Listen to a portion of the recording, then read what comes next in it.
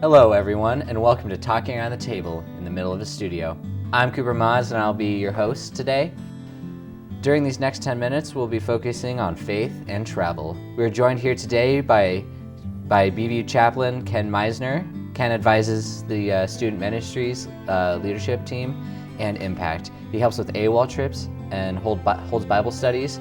Ken is a very influential staff member on Buena Vista University's campus, and he is also a great friend to many students, and we're so glad to have him here today. Ken, how are you doing? Good. So how long have you been here on BVU's campus? This is my 17th year. I began in the fall of 1999, 17 years. So what's that like, 17 years of the Storm Lake and the campus? I came here as a very young man, and now I'm a very much old man. I'll be 64 this middle of this month, so changed quite a bit. I've seen a lot of change. I've seen a lot of positive things happen. I've met a lot of wonderful students and had great experiences thus far. Can you tell us a bit about what you do here as chaplain at BVU? I do serve as chaplain, director of spiritual life. I do provide a chapel here on Thursdays.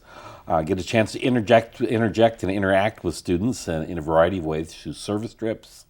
I do urban plunges. I do AWOL.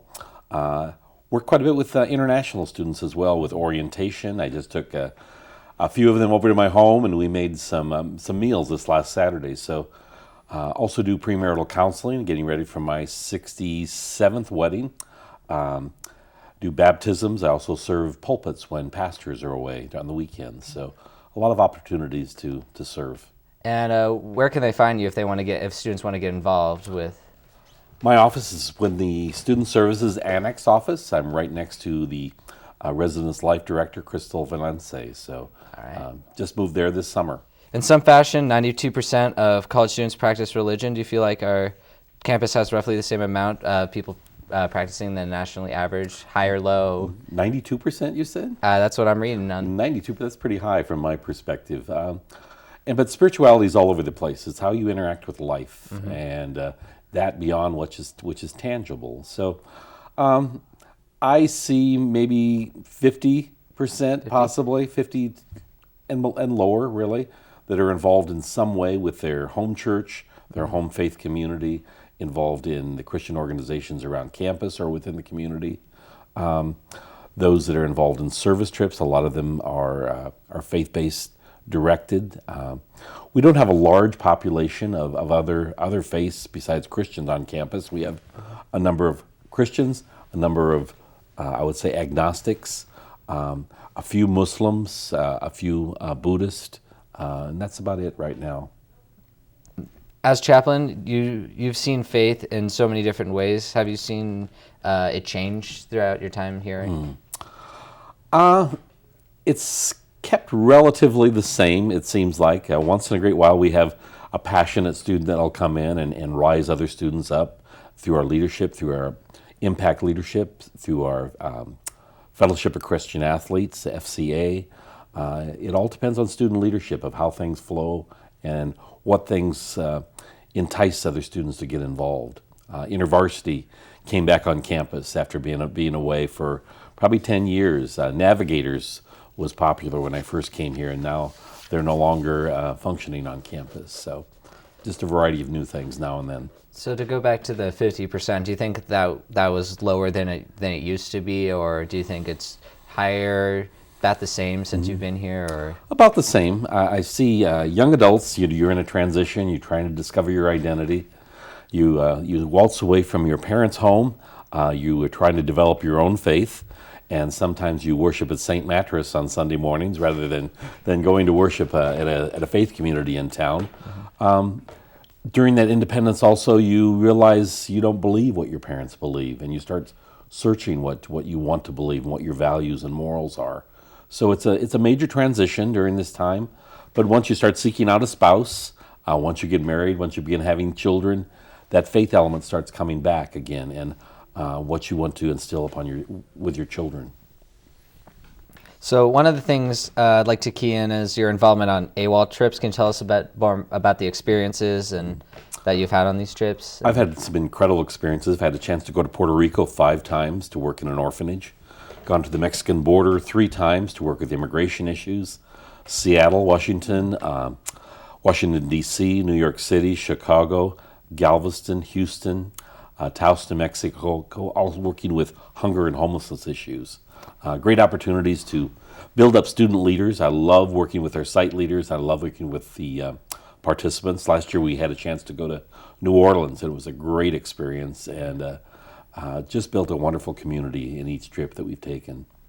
So why you so you kind of hit on it a little bit. Why you choose to do these? Is it really like gaining these experiences for not just yourself, but for the young people that you take there and the people that you affect? My responsibility is to help you develop, develop as a young adult, develop as a young professional, and to me, you have to network, and you have to step out of the box once in a while, become uncomfortable, and these opportunities, be it leadership or participating, get you involved, go face to face with people that are living in the streets. You work with drug addicts, you work with alcoholics, you work with CEOs sometimes, you work with directors, and you get a chance to be exposed and realize in a way to show your own gift and your talent. And that's what I want to see happen, that you become a little more comfortable and that you realize there are wonderful things out there to tap into once you get out of college. So what are like the best parts of these trips? Like what are the outstanding moments that you have during these trips? You could maybe like a single memory that really stands out, or like one thing you guys do every trip that really is awesome. Well, these trips, these service trips, we usually have, we work about 40 hours of volunteer service while we're gone.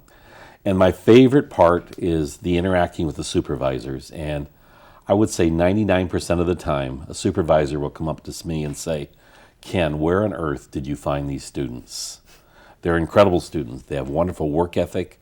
They're not afraid to interact. They're not hesitant of picking up dirt. They're not hesitant of serving and going beyond what they're asked of. And that just makes me proud. I'm not a parent myself, but I get a chance to be a surrogate parent or a surrogate grandfather to some of these students. And when their gifts and their talents are celebrated and somebody sees that within them and tells them, that lifts me high off the ground. So we've read that you've participated in over 75 service-oriented trips, and one of those is being your trip to Nepal. Can you tell us about that experience and what were your initial thoughts during the disaster? I went to Nepal last April, spent 16 days there. Went originally for a Hindu wedding. Vikas Pandey and Lauren Witt got married there, and flew over there, 20 hours in an airplane. My backside was hurting by the time I was done, but we flew into Kathmandu and spent about 8 days traveling around Kathmandu and into Pokhara, into Lumini, just some wonderful spots. After that 8-day journey, we took a day off to sleep in a little bit, and about 9:15 in the morning, we were sitting down at a table like this, and all of a sudden the world began to shake. And we didn't know if the building was hit by a truck, but all of a sudden it kept shaking. And 4 of us ran to a double door, another one, 2 went to a cement post, and it shook for a solid 4 minutes. And I thought the world was coming to an end, because it felt like being on a flatbed hay rack going down a gravel road about 70 miles an hour. That's terrifying. Yeah. I can never imagine the entire world shaking. It was.